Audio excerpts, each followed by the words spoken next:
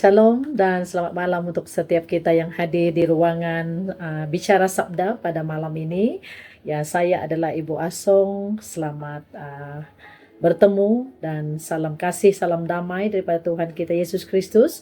Ya, untuk diberi kesempatan bagi saya di ruangan ini bersama dalam persuan kita dalam beberapa menit ke depan ini ya.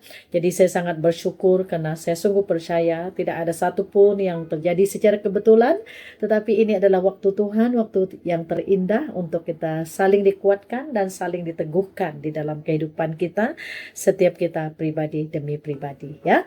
Jadi marilah kita yang pertama untuk kita memberikan hati kita, pikiran kita dalam perenungan peneguhan bersama ya dalam tema yang telah dipercayakan kepada saya pada malam ini, yaitu wanita dan kepemimpinan. Ya, jadi dari perkataan itu sendiri, wanita itu sesuatu yang sangat istimewa, satu yang sangat dekat dengan hati saya sendiri.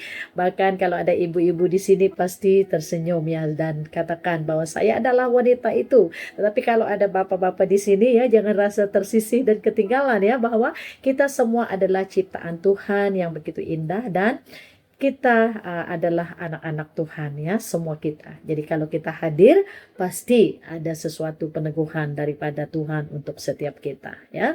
Tapi oleh karena malam ini dipercayakan kepada saya satu tema yang besar, yaitu wanita dan kepemimpinan. Ya, jadi ini adalah satu bahagian ya, tugas yang sangat penting ya, di mana setiap kita yang terpanggil, setiap kita sebagai anak-anak Tuhan harus merasa kepentingan bahwa diri kita adalah bukannya wanita biasa, tetapi kita adalah wanita yang terpanggil dan terpanggil ya berada di barisan hadapan sebagai pemimpin, sebagai pembimbing, dan juga sebagai penasihat, dan juga mungkin sebagai yang memuridkan ya jiwa-jiwa yang Tuhan percayakan kepada kita.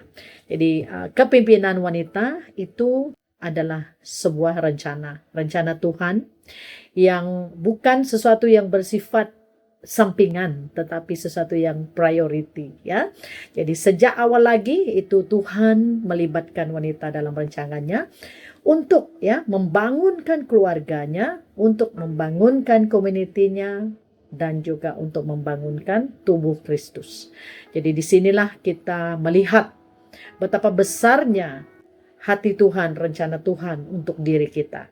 Maka saya mau kita dengan iman yang besar pada malam ini untuk kita menangkap supaya kita terus dibentuk dan diperkasakan dalam diri kita, pribadi, karakter, ciri seorang wanita, yaitu wanita yang dipanggil sebagai pemimpin dan hidup di dalam karakter seorang pemimpin yang akan menjadi pengaruh, yang akan menjadi dampak kepada jiwa-jiwa, bahkan kepada orang-orang yang Tuhan percayakan, dan terlebih lagi di dalam keluarga kita sendiri ya. Jadi saya mau mengambil sedikit rumusan di dalam Titus ya 2 ayat 3 hingga 7, di mana di sini yaitu menunjukkan apakah yang menjadi beberapa hal yang penting di dalam kehidupan seorang wanita itu sendiri ya. Jadi di sini wanita itu dipanggil ya untuk hidup beribadah kepada Tuhan. Jadi wanita itu dipanggil untuk pertama adalah hidup sebagai wanita yang beribadah. Dan yang kedua, wanita itu sama ada dia adalah perempuan tua ataupun perempuan muda dari segi fisikal, dari segi umur, ataupun perempuan tua atau perempuan muda dalam sifat, sikap, kehidupan kerohaniannya. Setiap kita adalah bagian yang akan terpanggil ataupun dipersiapkan oleh Tuhan untuk menjadi pengajar ya, dan pengajar yang baik ya, pengajar yang akan membimbing, pengajar yang akan menuntun, dan pengajar yang akan memberikan contoh hidup teladan yang baik di dalam banyak hal dan di dalam segala perkara. Wow, kalau kita mendengar ini, apakah rasa hati kita merasa bersyukur, merasa sungguh istimewa, atau merasa saya tidak layak Tuhan, ya. Jadi saya hari ini ingin mendorong setiap kita, siapapun kita, tidak ada yang sempurna, siapapun kita tidak ada yang selayaknya. Tetapi kalau Tuhan yang memanggil, yang melayakkan, yang merencanakan, dan yang telah menemukan kita, saya sungguh percaya hari ini ada satu detik, ada satu getaran di jiwa kita bahwa saya adalah wanita itu, wanita yang telah Tuhan dan sedang Tuhan persiapkan di dalam sebuah kepemimpinan untuk generasi, untuk bangsa, untuk anak-anak saya di masa yang akan datang. Nah, jadi jelaslah bahwa di sini Tuhan itu bukan hanya sekadar ya inginkan wanita itu hadir di dalam gereja, ingin wanita itu melakukan tugas sebagai ibu, sebagai istri ataupun sebagai wanita biasa, tetapi wanita yang lebih aktif atau boleh saya katakan harus lebih proaktif lagi dalam memimpin kehidupan, ya, khasnya bermula daripada keluarga kita, ya.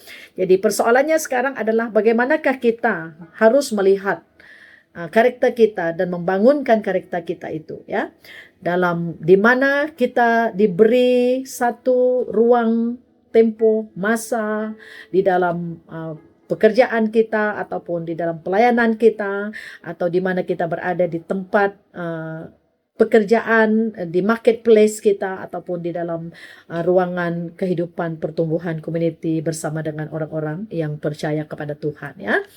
Jadi saya mau membawa kita di dalam kisah tokoh ini secara ringkas sahaja, ya, yaitu bagaimana saya mau mengangkat beberapa karakter yang penting, yaitu yang ada pada Esther, ya, wanita yang bagi saya yang terlalu dekat dengan hati saya sendiri, yaitu wanita Esther yang bangkit di dalam waktu krisis.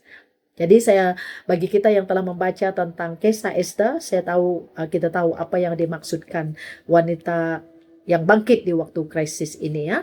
Jadi di mana dalam waktu di mana Israel, ya, bangsa Israel dalam ancaman besar, yaitu di mana Haman telah merancang untuk memusnahkan seluruh bangsa Yahudi, ya, karena kebenciannya kepada Mordekai, ya. Jadi dalam pada masa itu di mana Esther ada, ya, bersama, ya, di kerajaan Parsi, ya, di mana Esther itu ada bersama dengan Mordekai, kan. Dalam situasi ini, yaitu di mana dia boleh berada dalam satu pilihan, sama ada untuk berdiam dan menjaga kepentingannya sendiri, ataupun untuk mendengar dan taat kepada Tuhan dan untuk menyelamatkan bangsanya. Jadi hanya dia yang dapat mengambil tindakan untuk mewakili bangsanya untuk menghadap raja. Tapi walaupun dalam pada waktu itu dia belum lagi dipanggil. Nah, jadi itu adalah satu situasi yang sangat memberi satu tekanan atau dilema. Apakah keputusan yang harus diambil oleh Esther, ya? Tapi kalau kita lihat di sini, Esther tidak berdiam diri, tapi dia bangkit untuk mempertahankan bangsanya walaupun harus menanggung resiko mungkin boleh kehilangan nyawanya, ya. Jadi pada masa itulah di mana melalui perkataan Mordekai yang telah mengubah, ya, persepsi, respon dan cara fikir Esther itu, ya, di mana dia katakan Esther 4 ayat 14. Siapa tahu mungkin justru untuk saat yang seperti ini engkau beroleh kedudukan sebagai ratu, ya. Jadi melalui kata-kata inilah di mana Tuhan mengingatkan Esther itu bahwa kedudukannya itu bukan secara kebetulan. Dia ditempatkan oleh Tuhan untuk tujuan yang jauh lebih besar yang Tuhan persiapkan untuk dia, ya, untuk dirinya dan untuk bangsanya. Ya, jadi begitulah, ya, untuk kita hari ini, ya, saat ini, bahkan ketika saya berbicara ini, ya, di mana Tuhan tidak menempatkan kita secara kebetulan di ruang keluarga kita yang mungkin menghadapi masalah. Bukan secara kebetulan kita ditempatkan di tengah komuniti pekerjaan kita yang mungkin menghadapi situasi yang sukar. Dan bukan secara kebetulan juga Tuhan meletakkan kita di tengah situasi mungkin di dalam gereja kita yang menghadapi begitu banyak jiwa-jiwa yang menghadapi persoalan, masalah, dan pergumulan hidup. Jadi apakah yang menjadi tindakan kita? Itu yang menjadi persoalan dan perenungan kita bersama. Kalau dalam waktu ini di mana kita ditempatkan, apa yang menjadi respon kita? Ketika kita telah merenung firman Tuhan bahwa kita adalah yang terpanggil, wanita-wanita yang terpanggil, dan bukan hanya terpanggil tetapi dalam posisi memimpin, mengajar, mendidik, menegur, ya, seperti itu kan. Jadi oleh itu hari ini kita mau kembali kepada Tuhan, di mana kita harus memilih untuk bangkit. Wanita yang bangkit. Katakan, wanita yang bangkit di waktu krisis, di waktu keperluan, di waktu di mana mungkin tidak ada orang lain yang berani mengerjakan, di waktu di mana kita merasakan bahwa apakah yang akan terjadi sekiranya saya mengambil tindakan dan keputusan. Ya, mungkin kita tidak tahu apa yang akan berlaku di depan kita. Tapi percayalah kalau hari ini Tuhan berkata kepada kita, bahwa dalam waktu ini engkau adalah yang terpanggil, ya, bangkit, ya. Tapi dalam kita bangkit, kita harus datang pertama kepada Tuhan, yaitu berdoa. Pertama datang kepada Tuhan seperti Esther. Dia bangkit bukan oleh karena dia adalah wanita yang paling kuat, bukan oleh karena pada masa itu dia sudah mempunyai kedudukan ratu, bukan, ya, tetapi dia adalah wanita yang biasa, ya, yang dimana dalam ketika dia telah mendengar apa yang diperkatakan oleh Mordekai, dia mendengar, seolah dia mendengar suara Tuhan berbicara. Ya, dan dia meminta supaya suku Israel, bangsa Israel berpuasa dan berdoa selama 3 hari sebelum dia menghadap raja. Dan ini adalah sebuah tindakan yang berani, dan dia mengambil keputusan untuk pergi bertemu dengan raja.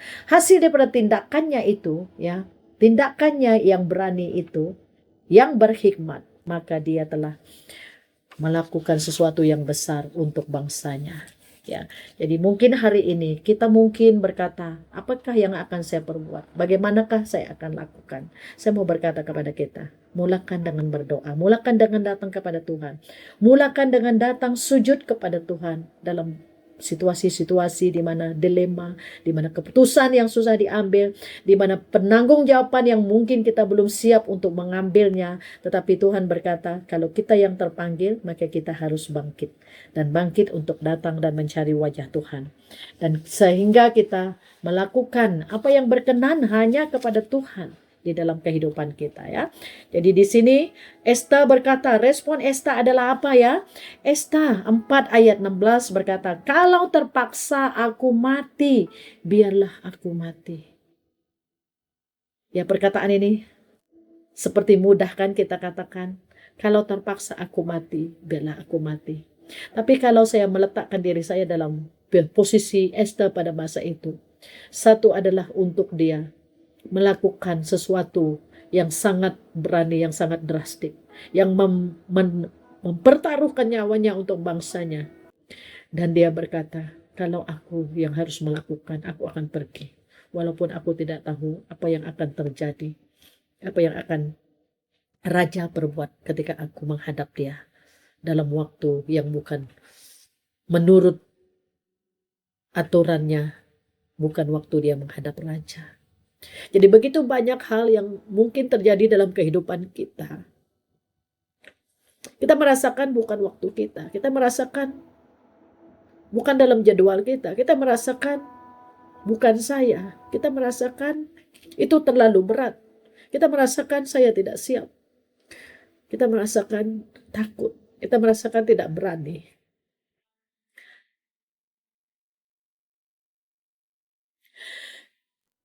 Untuk kita bangkit dalam waktu ini, bahkan dalam waktu yang terdesak, bahkan dalam waktu sukar ini, dalam waktu dunia yang semakin jahat, Tuhan mencari pribadi yang mempunyai hati, karakter seperti Esther, yang siap, yang bangkit, yang akan Tuhan pakai, yang berani berkata, ini aku Tuhan, biarlah hanya kehendak-Mu yang terjadi.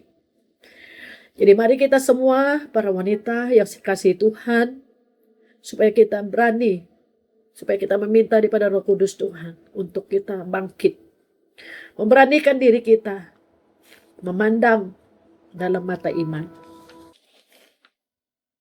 Inilah keberanian yang lahir daripada iman. Jadi saya mau kita merenungkan sebentar kepimpinan wanita bermula dalam hubungannya dengan Kristus.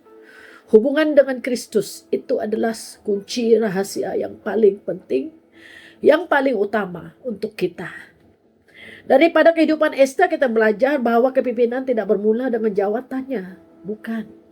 Tapi kepimpinan itu bermula dengan hubungannya dengan Tuhan. Dia berkata, berdoa ayo, berpuasa ayo. Karena keperluan yang mendesak. Karena risiko yang dihadapi di hadapan. Tidak dapat dihadapi dengan kekuatan manusia. Tapi hanya dengan pertolongan Tuhan. Jadi mari kita hari ini yang saya kasihi. Supaya kita datang kepada Tuhan. Membangunkan yang namanya kepimpinan wanita yang bermula dengan hubungan dengan Kristus. Yaitu Christ Center. Ini adalah rahasianya ya. Titus 2 ayat 3. Perempuan-perempuan tua hendaklah hidup sebagai orang yang beribadah. Kepimpinan wanita yang berkesan mesti berakar di dalam Kristus. Jadi ia dibina melalui kehidupan doa kita. Ia dibina melalui pembacaan firman yang konsisten. Dan ia dibina melalui ketaatan kita terhadap firman Tuhan. Tidak kurang orang yang rajin membaca Alkitab. Tetapi tidak taat kepada firman Tuhan. Hari ini Tuhan berseru kepada kita. Dengarlah firman-Ku, lakukanlah firman-Ku. Berbahagialah mereka yang menjadi pendengar dan menjadi pelaku firman Tuhan. Maka mereka inilah yang akan menjadi pemimpin generasi. Yang akan membawa kehidupan kepada next level. Karena mereka lah yang diperkasakan di dalam melakukan pekerjaan Tuhan. Jadi mari kita bangunkan kehidupan sebagai wanita yang beribadah. Karena Esta berjaya memimpin bangsanya karena dia terlebih dahulu tunduk kepada Tuhan. Jadi mari kita mengambil satu sikap tunduk kepada Tuhan. Tunduk kepada Tuhan pada waktu Tuhan, pada musim Tuhan, pada perkenanan Tuhan. Pada jalan Tuhan. Yang kedua, yaitu kepimpinan wanita bermula dengan Kristus. Kepimpinan Kristus yaitu akan membentuk karakter ilahi. Jadi karakter itu di dalam Titus 2 ayat 3 hingga 5 berkata, jangan memfitnah, tidak boleh berfitnah, dan jangan menjadi hamba anggur. Jadi Tuhan lebih mementingkan karakter daripada kedudukan. Jadi karakter kita lah yang harus diperkasakan. Sikap kita lah yang harus diperkasakan, yang harus diperbaiki, yang harus dimurnikan. Yang harus diserlahkan sehingga orang dapat melihat sebuah teladan kehidupan daripada kita sebagai wanita yang boleh mereka contohi. Jadi karakter apa yang harus kita perkasakan pada waktu ini, para ibu, para bapa, dan siapapun kita yang mendengar di tempat ini adalah kudus. Kuduskanlah dirimu, biarlah hidup kita, biarlah bait suci kita adalah tempat di mana Tuhan boleh berdiam. Karena kita menjaga ruang altar Tuhan. Untuk Tuhan berbicara. Untuk Tuhan memberikan remanya. Memberikan pengarahannya kepada kita. Ya, dan disiplinkanlah diri kita. Ya, jangan menghakimi. Jangan dipengaruhi oleh perasaan, oleh emosi. Dan jangan merasa rendah diri dan tidak berdaya. Tapi kita harus rendahkanlah hati kita di hadapan Tuhan. Mengandal Dia dalam segalanya. Dan kita datang. Jangan berpegang pada perasaan kita. Karena perasaan kita akan pasti membuatkan kita kalah. Membuatkan kita tersasar di dalam jalur jalan Tuhan. Di dalam bagian panggilan dan kepercayaan yang Tuhan berikan. Karena dunia pasti akan menolak kita. Dunia boleh menghakimi kita. Dunia boleh melihat kita dari pandangan dunia. Tetapi Tuhan melihat kita apa yang ada di dalam. Apa yang menjadi inti hati Tuhan yang telah meremukkan hati kita. Dan itulah karakter yang terbentuk di dalam sebuah kasih. Kasih yang memberi, kasih yang berkorban, kasih yang tanpa syarat, dan kasih agape. Kasih yang tidak memperhitungkan, dan kasih yang memberi, kasih yang mendahului, kasih yang melayani, dan berapapun harganya. Jadi mari kita belajar untuk memperhiasi yang namanya diri kita. Kalau kita adalah seorang pemimpin, biar hati kita, karakter kita dibentuk hanya oleh Tuhan. Dibentuk hanya dengan pimpinan daripada Roh Kudus Tuhan sendiri. Jadi kita mau belajar daripada sikap karakter Esta yang matang. Ya, walaupun pasti situasi itu sangat menakutkan dan menggerunkan. Ya, tetapi Esther taat kepada Tuhan. Esther datang kepada Tuhan. Esther tidak bertindak mengikut emosinya, tetapi dia berdoa, berpuasa, dan menunggu waktu Tuhan. Tanpa karakter, ya, wahai para pemimpin yang ada di tempat ini, tanpa karakter yang matang, yang murni, yang mengandal Tuhan, kepimpinan itu tidak akan kekal. Dan kita boleh menjadi kecewa, kita boleh menjadi burn out. Kenapa? Karena kita melihat, menunggu pengiktirafan manusia, menunggu apa yang dunia katakan. Tetapi kalau karakter kita yang dibentuk oleh Tuhan, yang diperhiasi dengan kasih Tuhan, apapun kita akan kerjakan. Seperti mana Yesus kerjakan sampai di kayu salib untuk menggenapi apa yang telah Tuhan Bapa rencanakan untuk dia mati dan bangkit. Jadi hari ini para ibu, para bapak, wanita-wanita yang saya kasihi, dalam nama Tuhan Yesus, dari hati saya yang terdalam, kita mau bangkit. Kepimpinan kita harus terserlah dalam sebuah karakter yang dibentuk hanya oleh Roh Kudus Tuhan sendiri, sehingga kita mampu melakukan bahagian kita. Yang kedua, yang ketiga adalah karakter yang melahirkan belas kasihan. Titus 2 ayat 4. Mereka harus mengajar hal-hal yang baik. Maka inilah karakter yang penuh dengan compassion, belas kasihan. Yaitu yang dibentuk, ya, kita tidak hanya untuk diri kita. Kita ditebus bukan hanya untuk diri kita, tetapi untuk memenangkan jiwa, untuk membangunkan tubuh Kristus, ya, untuk membangkitkan jiwa-jiwa yang Tuhan percayakan kepada kita. Jadi wanita dalam Titus 2 dipanggil untuk membimbing wanita lain, menguatkan yang lemah, menjadi ibu rohani, kakak rohani, menjadi bapak rohani, ya, untuk kita yang bapak, dan membina, membangunkan, dan bukannya menjatuhkan. Jadi disinilah Esther juga boleh dilihat sebagai Esther yang menyelamatkan bangsanya, bukan hanya dirinya, ya. Dan Esther yang punya belas kasihan untuk bangsanya, supaya bangsanya selamat.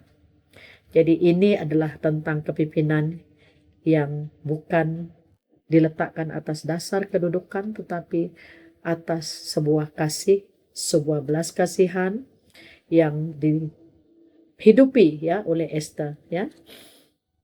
Maka belas kasihan itu sebenarnya memerlukan keberanian, ya. Kasih saja tidak cukup, tapi kasih harus disertai dengan tindakan kita. Maka terlihatlah hasilnya, maka terlihatlah dampaknya, maka dialamilah rasanya hadirnya kita di saat keperluan, di saat kita merangkul jiwa-jiwa, merangkulkan orang-orang yang di sekitar kita, merangkul orang-orang yang memerlukan pertolongan. Dan kitalah yang Tuhan hadirkan, ya.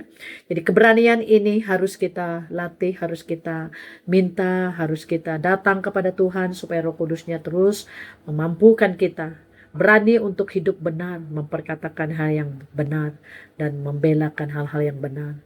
Berani untuk menjadi teladan, dan juga berani untuk memimpin generasi-generasi yang baru. Dan berani untuk melawan budaya dunia. Amen, haleluya. Maka wanita bangkit akan mengubahkan generasi. Jadi ketaatan kita sebagai wanita boleh mengubah keluarga kita. Ketaatan kita sebagai wanita boleh mengubah gereja kita. Ketaatan kita sebagai wanita boleh mengubah community kita dan boleh mengubah masa depan generasi kita. Jadi Tuhan hadir dan Tuhan akan mengubahkan situasi. Tuhan akan mengubahkan peristiwa masalah. Tuhan akan mengerjakan, ya, bahagiannya ketika kita mengambil langkah sebagai seorang pemimpin yang berani, yang mentaati firman Tuhan. Jadi untuk itu, selaras dengan itu, saya mengambil dalam beberapa menit akhir ini untuk mengungsikan sedikit tentang pelayanan kegerakan wanita bijak yang kami kerjakan di Malaysia ini, di Semenanjung, di Sabah, dan di Sarawak, yaitu tentang pelayanan wanita bijak. di mana mungkin beberapa kita tahu tentang pelayanan ini, mungkin ada juga yang tidak tahu, tetapi saya ingin mengambil kesempatan ini, yaitu di mana kami telah mengerjakan pelayanan ini sejak daripada tahun 2004 lagi di Semenanjung ini, di Kuala Lumpur ini, dan seterusnya sampai hari ini dengan anugerah, dengan ruang yang Tuhan buka, dengan pemimpin-pemimpin wanita yang telah Tuhan bangkit, yang telah Tuhan temuikan, yang telah Tuhan satukan, yang telah Tuhan hancurkan hati kami di dalam visi pelayanan ini untuk wanita-wanita. Maka sampai hari ini pelayanannya hadir di Malaysia ini, ya, yang telah dibawa daripada Indonesia, ya. Jadi di dalam pelayanan ini, yaitu di mana sejak daripada tahun 2006 Camp Wanita Bijak telah diadakan dan terus berkembang daripada camp yang dipanggil modul 1 Camp Wanita Bijak, yaitu camp pembinaan wanita bijak, dan seterusnya berkembang lagi, yaitu melahirkan modul 2, yaitu pemuridan modul 2, ya. Jadi puji Tuhan, sehingga tahun ini bahkan tahun yang seterusnya nanti Camp Wanita Bijak ini terus berkembang di antara gereja-gereja. Dan pada mulanya hanya gereja-gereja bahasa Melayu, dan merentasi waktu sehinggalah ke hari ini kita telah berjaya untuk merangkul dan hadir di dalam pelbagai gereja, pelbagai denominasi, yaitu gereja bahasa Melayu, bahasa Tamil, dan juga bahasa Cina, ya, di mana bahasa Cina dikendalikan oleh kelompok daripada wanita bijak bahasa Cina, ya. Dan kita mengerjakan yang di bahagian bahasa Melayu dan juga bahasa Tamil yang setakat ini, dan tim daripada Semenanjung, dan seterusnya tim bangkit di Kuching, dan seterusnya juga kami mulakan pelayanan di Sabah dalam perintisan. Jadi sesuai dengan visi yang ada pada pelayanan wanita bijak ini sendiri, yaitu berdasarkan Titus yang telah saya kongsikan sebentar tadi, Titus 2 ayat 3 hingga 7, itu adalah menjadi visi DNA dalam pelayanan wanita bijak ini sendiri, yaitu wanita melalui keunikannya wanita berfungsi dan menjadi teladan. Jadi berpegang kepada 3 kata kunci itu, unik, fungsi, dan menjadi teladan. Dan di sanalah kami melahirkan begitu banyak wanita-wanita yang telah dipulihkan oleh Tuhan melalui modul, melalui setiap sesi yang disampaikan, di mana Tuhan telah memulihkan, mengembalikan wanita dalam posisinya sebagai fungsi wanita penolong hati Eza, ya, untuk membangunkan keluarga, untuk berada bersama dengan suami, membangunkan keluarganya, dan seterusnya juga untuk community, untuk wanita-wanita lain, yaitu di dalam bahagian bidang segmen teladan, ya. Jadi untuk terakhir sebelum kita masuk di dalam mungkin soal jawab sebentar nanti, ya. Jadi saya mau berkata di sini adalah bahwa kita adalah wanita yang harus memancarkan kasih Tuhan, menjagakan karakter kita, perkataan kita, dan menjadi terang bagi generasi. Jadi kita adalah wanita yang di dalam posisi, ya, kepala dan bukan ekor, dan bangkit menjadi teladan. Kita adalah pembawa terang, dan hidup kita adalah saksi bagaimana Yesus yang penuh kasih, Yesus yang telah mati di kayu salib, Yesus yang telah memberikan segala-galanya bagi kita, dan demikianlah kita mengembalikan hidup kita untuk Tuhan, bagi Tuhan, dan untuk kemuliaan Tuhan. Jadi sampai di sini saja. Tuhan memberkati, dan kita terus dalam sesi kita yang seterusnya. Amin.